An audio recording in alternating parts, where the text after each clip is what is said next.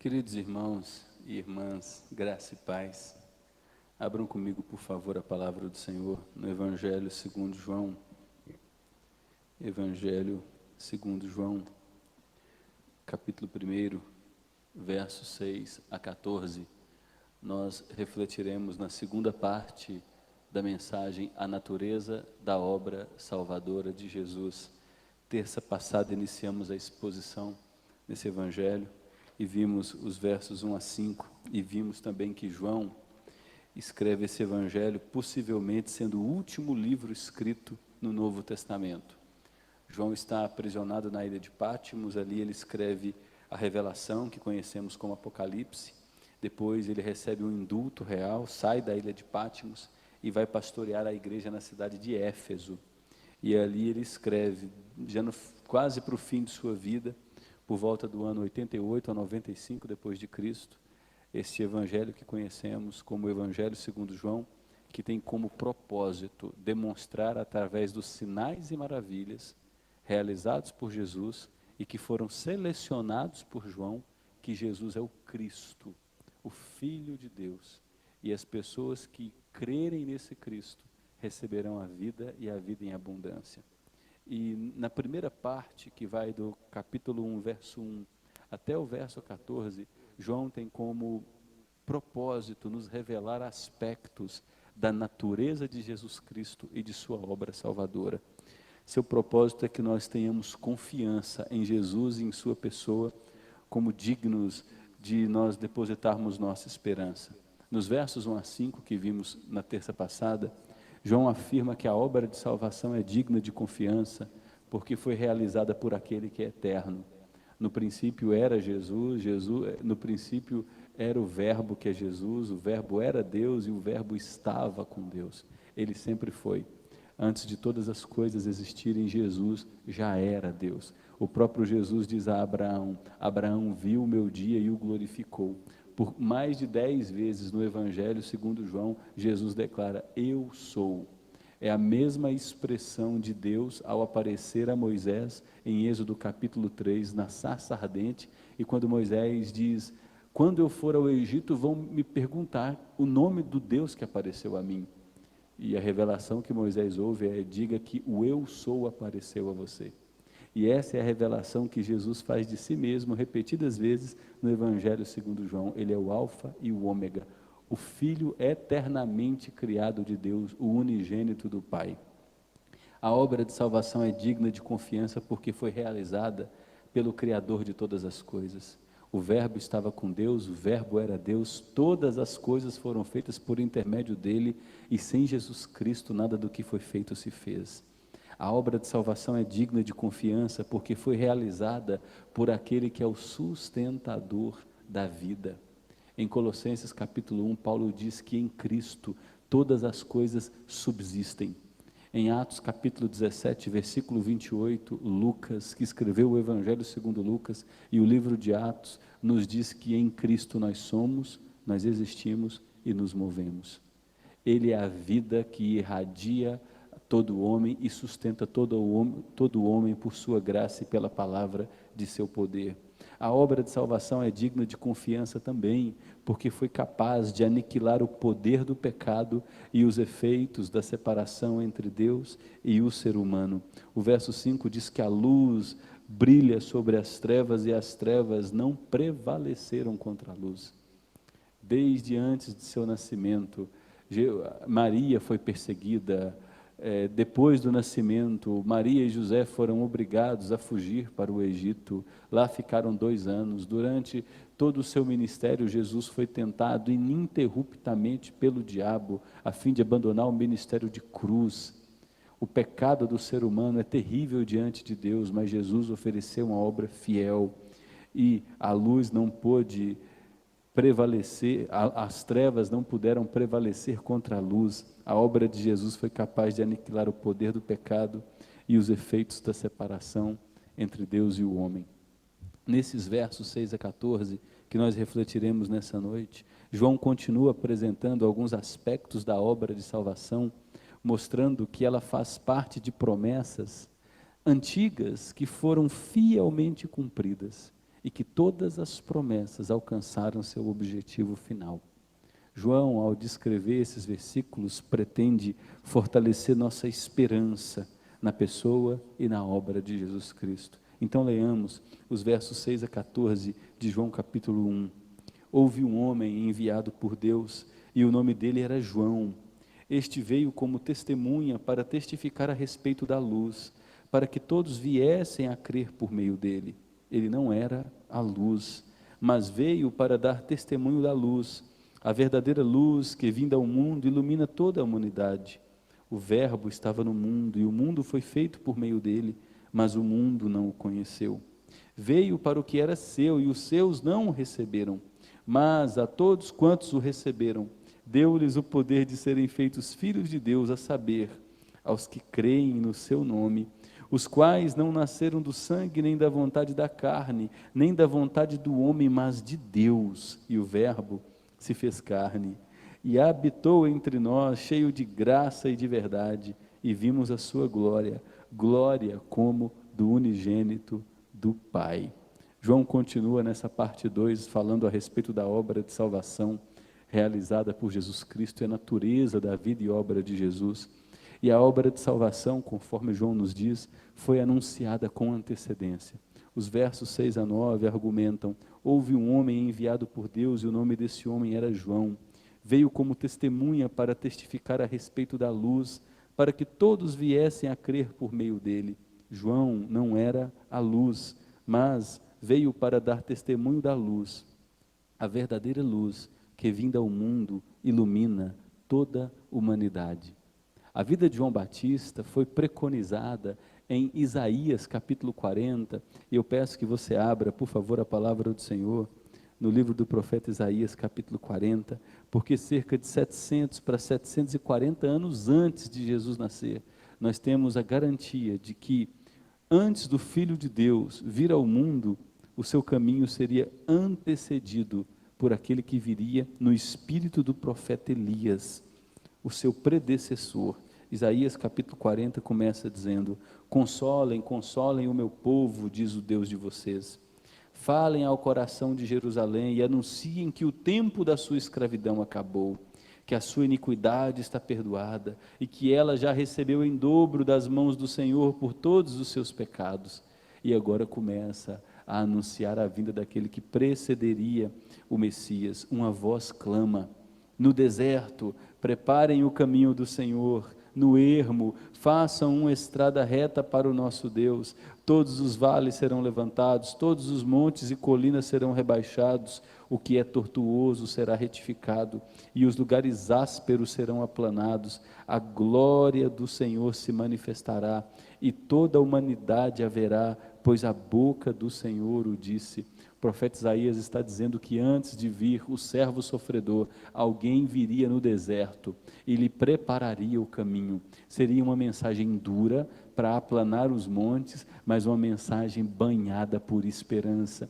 Deus visitaria seu povo para restaurá-los, para perdoá-los, para abençoá-los, para ajuntá-los dos quatro cantos da terra, para voltar a pastoreá-los com amor, com graça, com compaixão. Vá para o último livro do Antigo Testamento, o livro de Malaquias, um livro bem curtinho, e vamos ver o que nos diz o capítulo 3 de Malaquias, a respeito da vinda de João Batista como aquele que precederia o caminho do Messias. Malaquias, capítulo 3, versículo 1 nos diz: eis que eu envio o meu mensageiro, ele preparará o caminho diante de mim.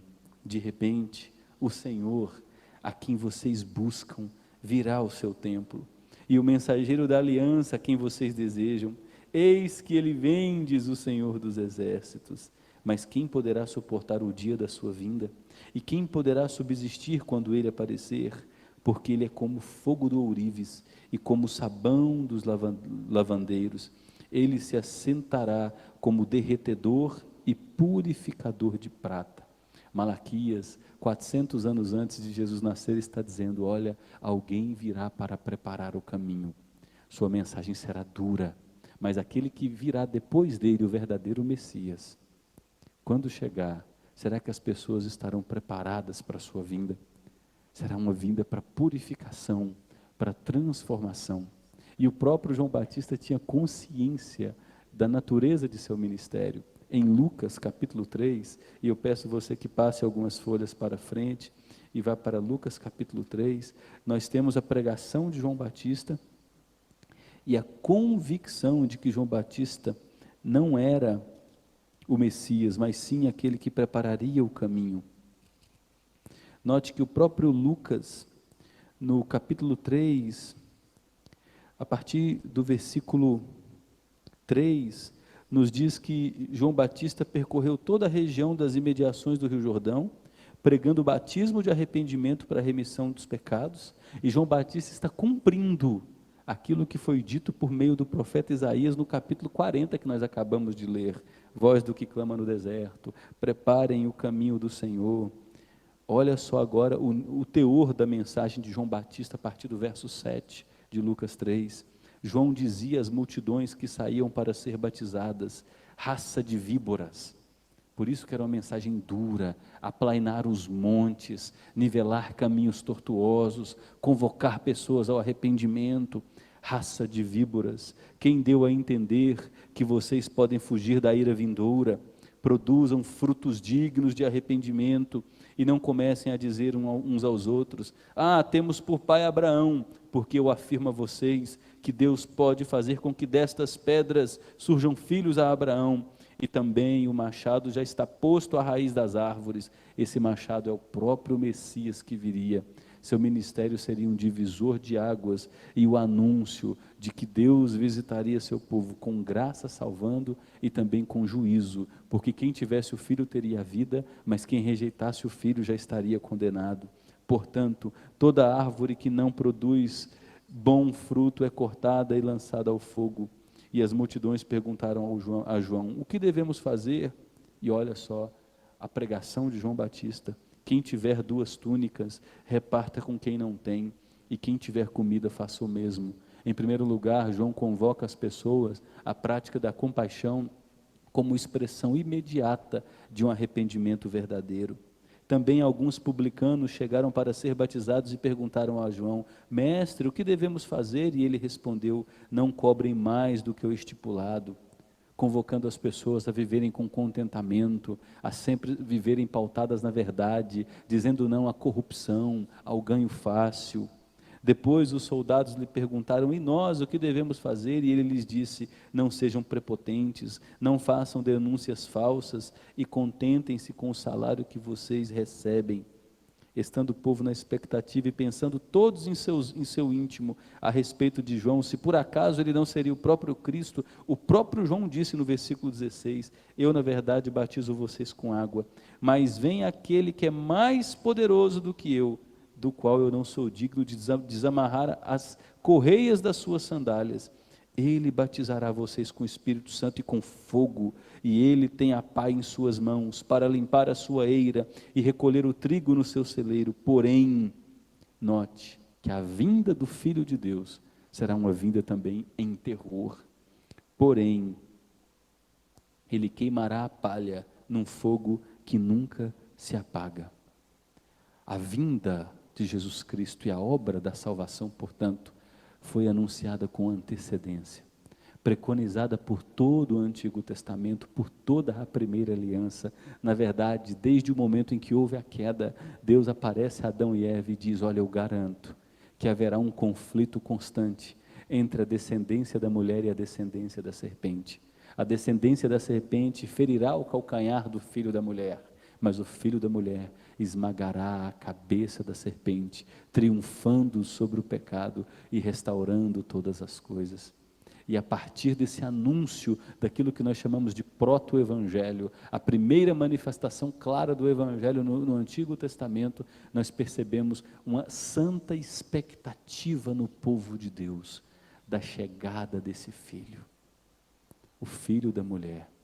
E João, lá em Isaías, é prometido 740 anos antes, depois é novamente prometido no livro do profeta Malaquias, 400 anos antes, e ele chega e cumpre fielmente seu ministério, dizendo: ele virá, eu sou transitório, Estou convocando vocês ao arrependimento.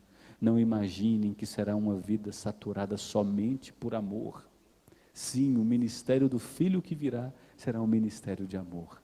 Mas aqueles que rejeitarem, se comprometer intimamente com esse Filho, eles serão queimados como a palha em fogo inextinguível. A obra de salvação, além de ter sido anunciada com antecedência, foi em parte marcada por incompreensão. Quando você volta lá para João capítulo 1, nós temos aí nos versos 10 e 11, o verbo estava no mundo. O mundo foi feito por intermédio dele, mas o mundo não o conheceu. Veio para o que era seu, e os seus não o receberam. Se você observar em Mateus capítulo 21, e eu convido você para fazer essa viagem por Mateus capítulo 21, e com isso eu quero mostrar a vocês como a Bíblia interpreta a própria Bíblia. Em Mateus capítulo 21, no verso 33 em diante, Jesus conta uma parábola, a parábola dos lavradores maus. Ele diz que um homem plantou uma vinha, cuidou dessa vinha, cercou essa vinha, adubou essa vinha, preparou essa vinha para dar muito fruto. Essa vinha era Israel, o povo de Deus. Vieram os homens, arrendaram essa vinha, o dono daquela vinha foi para longe. Tempos se passaram e aquele homem precisava de dinheiro, ajustar contas com os seus arrendadores. Mandou um funcionário e espancaram. Mandou outro funcionário e espancaram. E Jesus diz que se trata dos profetas, os mensageiros que Deus foi enviando ao longo dos séculos para preparar o caminho do Messias, mas sempre encontrou o coração do povo de Deus endurecido para o próprio Deus, um povo religioso, porém de dura cerviz. E o dono daquela lavoura disse: eu vou enviar meu filho, eles vão tratar bem o meu filho, porque é o meu filho, eu sou o dono dessa lavoura.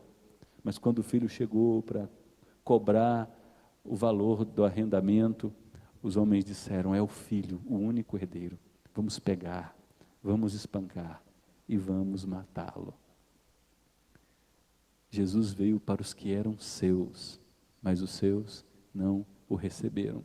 A mesma multidão que estendeu folhas de palmeira no chão e disse: Hosana ao bendito que vem em nome de Davi, em menos de uma semana gritou: crucifica-o, crucifica-o.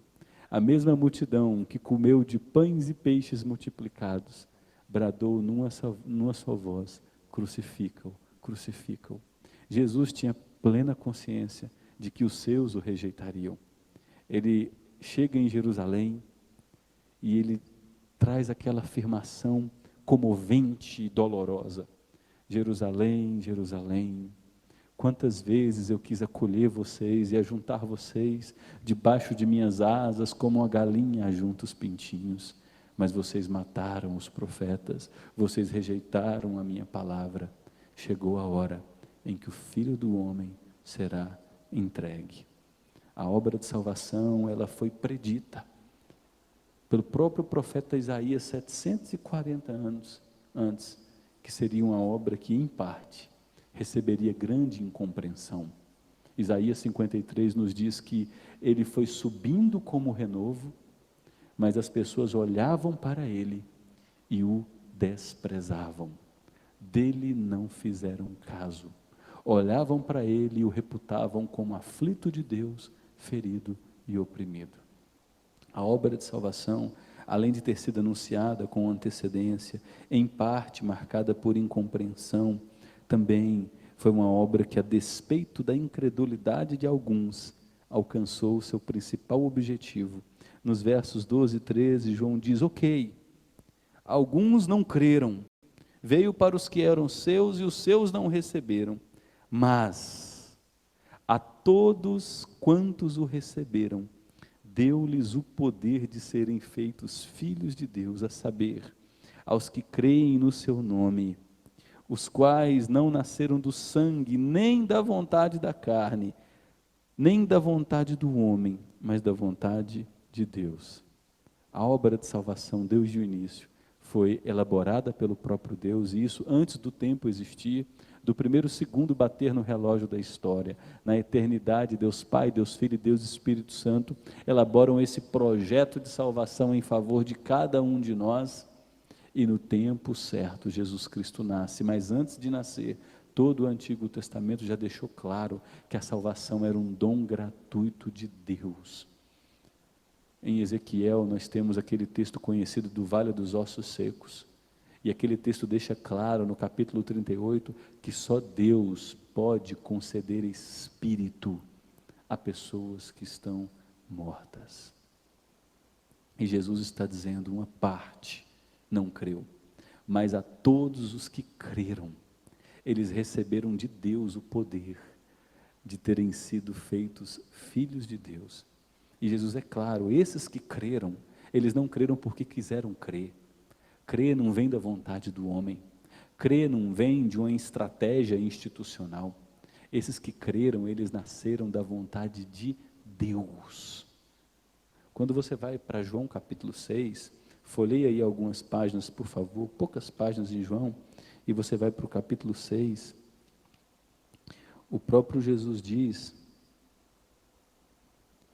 no versículo 35, eu sou o pão da vida, quem vem a mim jamais terá fome, e quem crê em mim jamais terá sede. No verso 37, todo aquele que o Pai me dá, é esse que virá a mim, e o que vem a mim, de modo nenhum lançarei fora. Aí no verso 38, Jesus segue dizendo, eu desci do céu, não foi para fazer a minha vontade, mas a vontade daquele que me enviou, e a vontade daquele que me enviou, que é o Pai, é esta, que eu não perca nenhum de todos os que ele me deu, pelo contrário, eu ressuscitarei no último dia. Jesus tinha plena convicção de que ele seria rejeitado por muitos, mas ele seria abraçado por aqueles que na eternidade ele recebeu de seu próprio Pai, e aqueles a quem o Pai escolheu em amor. O Pai determinou que irresistivelmente viriam até ele como salvos, adotados, recebendo a garantia de vida eterna. Então essa obra de salvação, a despeito da incredulidade de alguns, sempre alcança seu objetivo final. O profeta Isaías usa uma expressão muito difícil da gente entender. A gente observa Israel como nação fracassando. Os 39 primeiros capítulos os 39 primeiros capítulos do profeta Isaías só traz os pecados de Israel. E esses 39 primeiros capítulos nos levam à conclusão: Israel fracassou como nação. Mas a partir do capítulo 40, 41, 42, o profeta Isaías insere uma expressão: a raiz de Jessé, o toco de Jessé. Todo Israel, ou grande parte de Israel, pode ter fracassado, mas ainda existe o remanescente, o toco, a raiz. Pode parecer que a obra de Deus fracassou, pode parecer que a igreja de Deus fracassou, mas ainda existem aqueles que não dobraram seus joelhos a Baal, ainda existem aqueles que estão enxertados na verdadeira oliveira, ainda existem aqueles que pertencem ao povo amado na eternidade pelo próprio Deus. Então, a despeito da incredulidade de alguns, a obra de salvação alcança seu objetivo principal, que é o quê? Mas a todos os que receberam, deu-lhes o poder de serem feitos filhos de Deus, a saber, aqueles que creem no nome de Jesus, e esses não nasceram da vontade da carne, não nasceram da vontade do homem, não nasceram do sangue, mas nasceram da vontade de Deus. E por fim, a obra de salvação é digna de receber nossa integral confiança. No versículo 14, João diz, e o verbo, o Logos, que é o próprio Jesus, se fez carne e habitou entre nós. Aqui a gente não consegue extrair o sentido do original e a riqueza do original. A palavra habitou é o verbo se tabernaculou entre nós. e vimos a sua glória, glória como do unigênito do Pai. Qual é a grande revelação do Antigo Testamento? É que Deus moraria em seu povo. Deus resgata o povo da escravidão de 400 anos no Egito. O povo está caminhando pelo deserto. Deus aparece a Moisés e lhe dá a revelação, não dos 10 mandamentos, não da lei, embora tudo aquilo seja muito importante, mas Deus lhes dá a maior de todas as revelações, que é a revelação do tabernáculo. O tabernáculo é Deus morando no meio de seu povo. O tabernáculo ficaria no centro, você teria 3 tribos ao norte, 3 tribos ao leste, 3 tribos ao oeste, 3 tribos ao sul, e Deus no meio de seu povo, e Deus tabernacula com o seu povo. Todos os móveis do tabernáculo apontam para Jesus.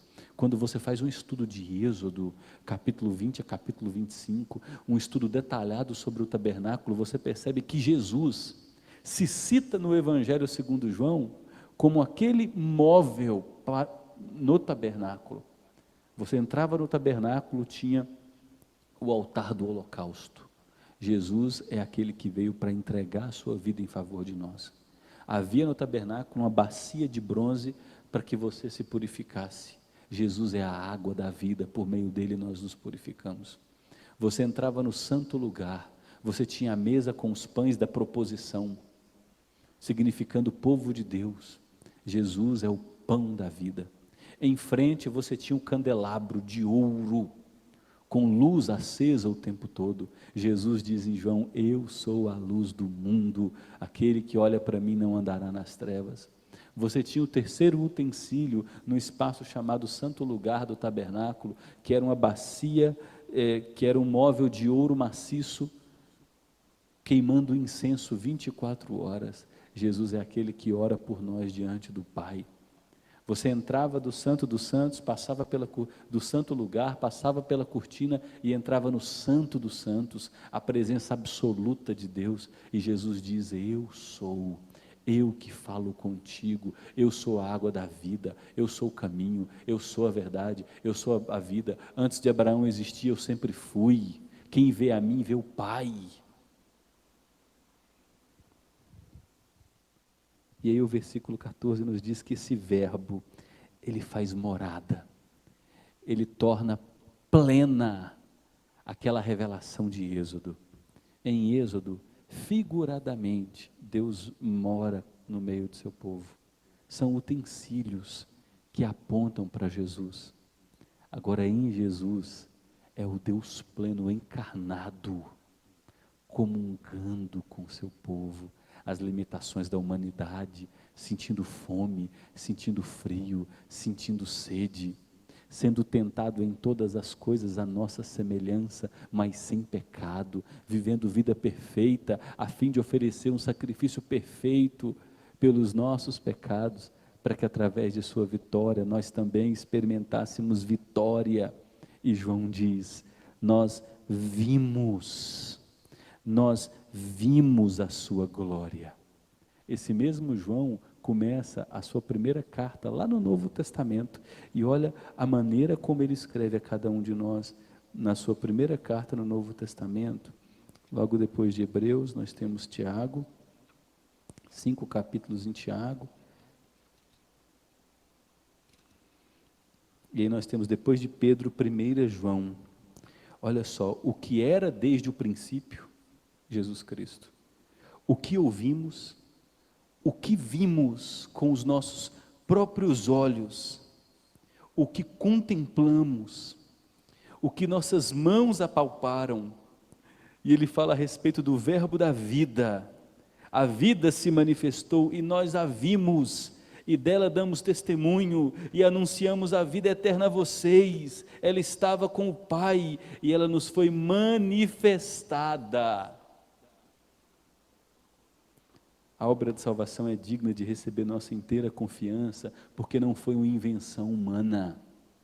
Homens viram, homens conviveram com Ele, o Deus encarnado, homens tocaram nele, homens riram com Ele, homens dormiram em seus momentos de angústia em nosso lugar, quando deveriam estar com Ele, mas dormiram, porque só Ele poderia receber a ira do Pai, nós não suportaríamos isso.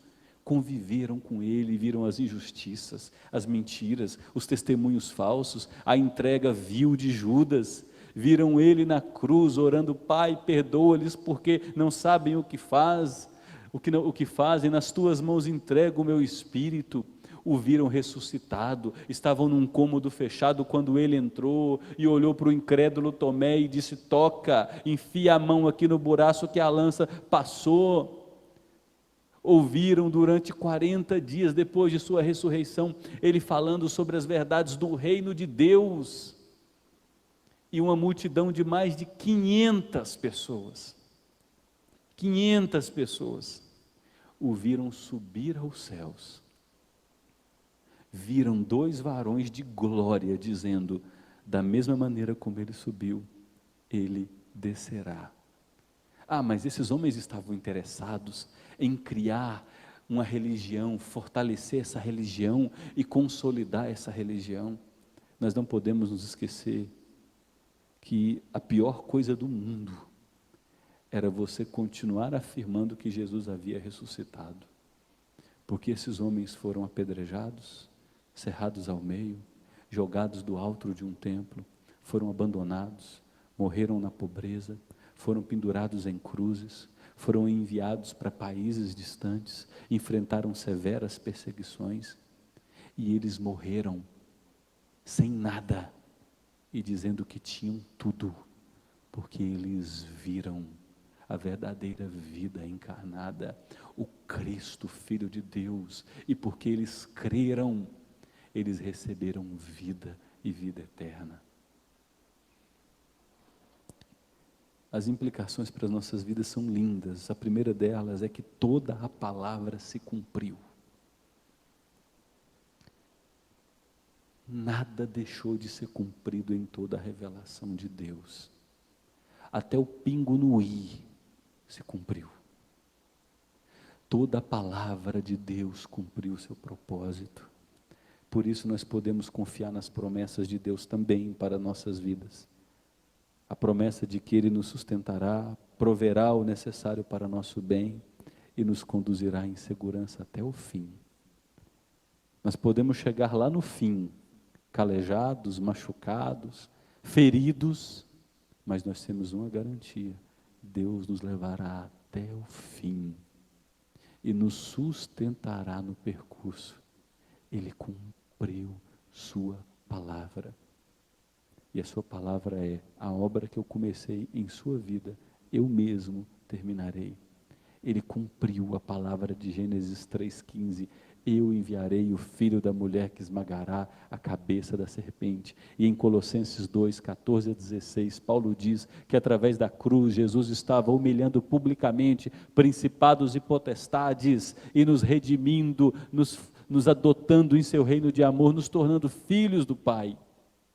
Todas as promessas se cumpriram. Nós não podemos continuar incrédulos e indiferentes diante da revelação de que toda a promessa de Deus se cumpriu. O povo de Israel entra na terra da promessa sob o comando de Josué. Não esperou Josué morrer. Menos de 30 anos de terra prometida. O povo já havia se corrompido. Vocês precisam se lembrar que Josué era um dos 12 espias. Josué e Caleb foram preservados. Quando ele entra na terra da promessa, ele já está velho, porque toda a geração dos espias morreu. E ele investe ali muitos anos de batalhas para expulsar boa parte dos moradores daquela região. Ele se assenta e vai viver um pouco de tranquilidade. Mas não dá nem tempo de piscar. Ele olha ao redor e boa parte do povo, que devia reproduzir a santidade de Deus, se misturou com os costumes daquelas nações.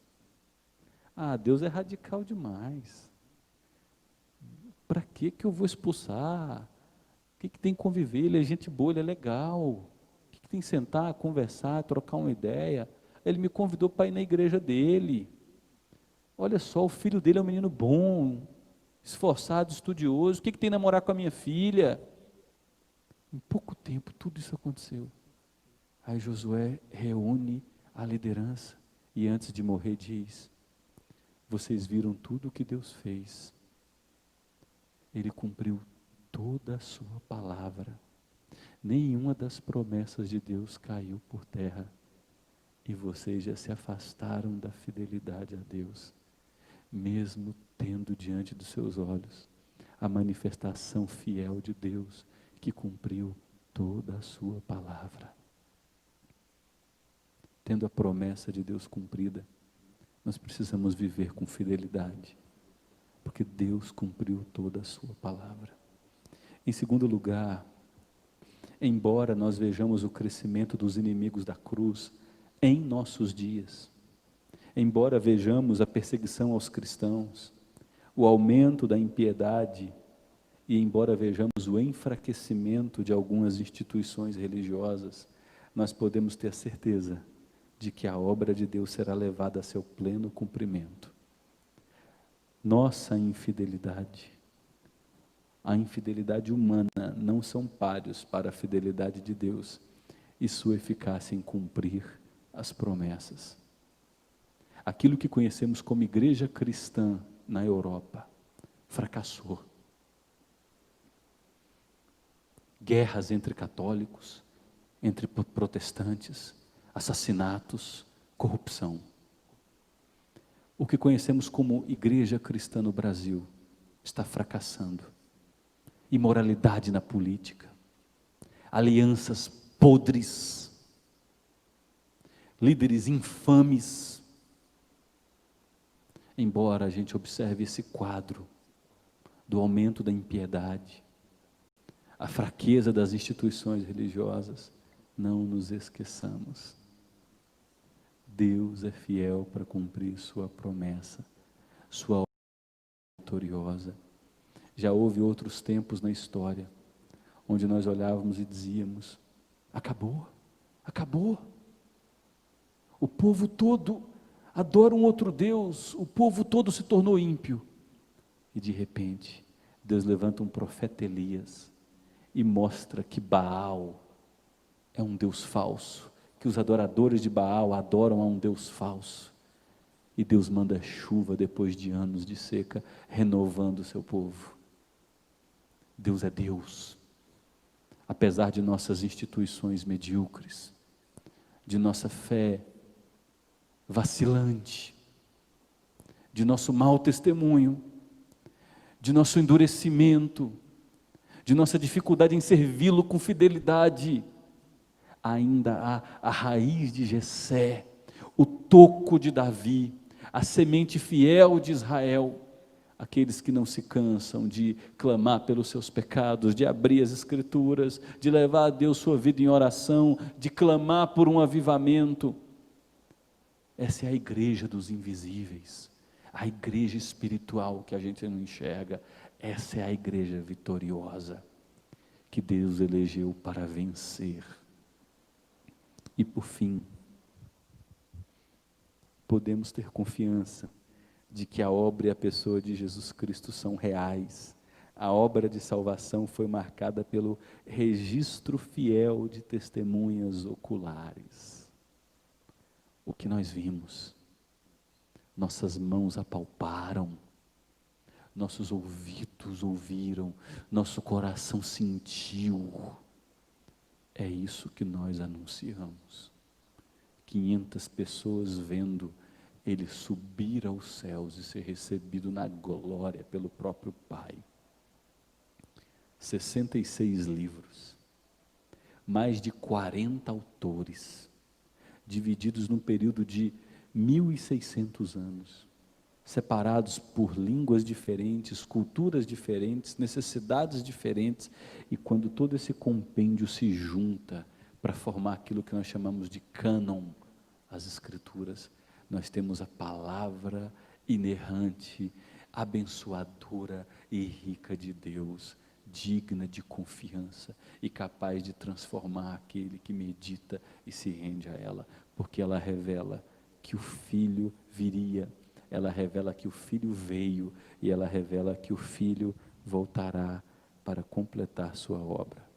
Em nosso próximo encontro, refletiremos sobre o tema a pessoa mais importante de toda a história, a continuidade que é João capítulo 1, versos 15 ao versículo 18. Até aqui, nos basta simplesmente lembrar